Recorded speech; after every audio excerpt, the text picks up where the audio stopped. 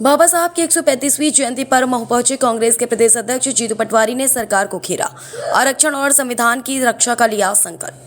Bharat Ratna doctor B R. Ambedkar की 135वीं जयंती के पावन अवसर पर प्रदेश कांग्रेस अध्यक्ष जीतू पटवारी और नेता प्रतिपक्ष उमंग सिंघा ने महू स्थित उनकी जन्मस्थली पहुंचकर बाबा साहब की प्रतिमा पर माल्यार्पण कर श्रद्धा सुमन अर्पित किए। इस दौरान जीतू पटवारी ने प्रेस वार्ता में राज्य और केंद्र सरकार पर तीखा हमला बोलते हुए कहा कि भाजपा बाबा साहब का फोटो तो लगाती है, लेकिन उनके बनाए संविधान और आरक्षण की व्यवस्था के साथ खिलवाड़ कर रही है। उन्होंने मध्य प्रदेश में एसटी/एससी के खिलाफ बढ़ते अपराधों पर चिंता जताई और मुख्यमंत्री से मांग की कि बैकलॉग के 1.5 लाख से अधिक रिक्त पदों को तुरंत भरा जाए और प्रदेश की सभी बेटियों के लिए निःशुल्क शिक्षा की घोषणा की जाए।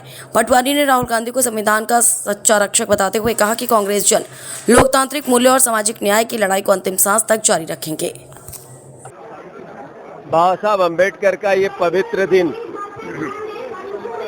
उनको सच्ची श्रद्धांजलि तब होगी जब हम सब मिलकर प्रतिज्ञा लेंगे कि उनके बताए हुए रास्ते पे देश को लेके जाएं।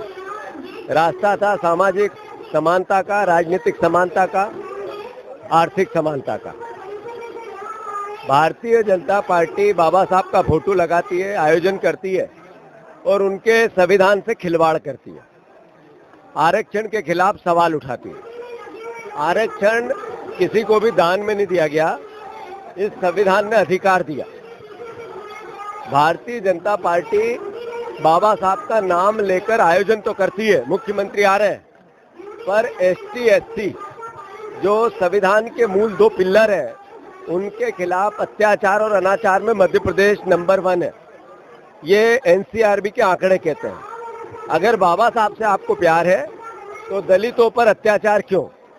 अगर ओबीसी के आरक्षण को 150 करोड़ रुपए लगाकर अगर भारतीय जनता पार्टी ने रोका, इसका मतलब उन्होंने संविधान को चुनौती दी।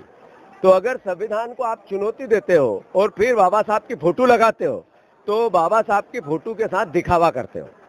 मैं मुख्यमंत्री जी आ रहे हैं, उनसे आग्रह करना चाहता हूं, सच्ची श्रद्धांजलि होगी आपकी बाबा साहब अम्बेडकर की।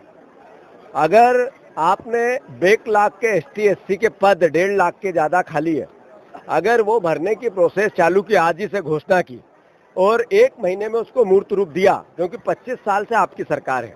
अगर ये पाप किसी के माथे पे है तो बीजेपी के माथे पे है कि ओबीसी के, एसटी/एससी के बैकलॉग के पद आप नहीं भर रहे हो।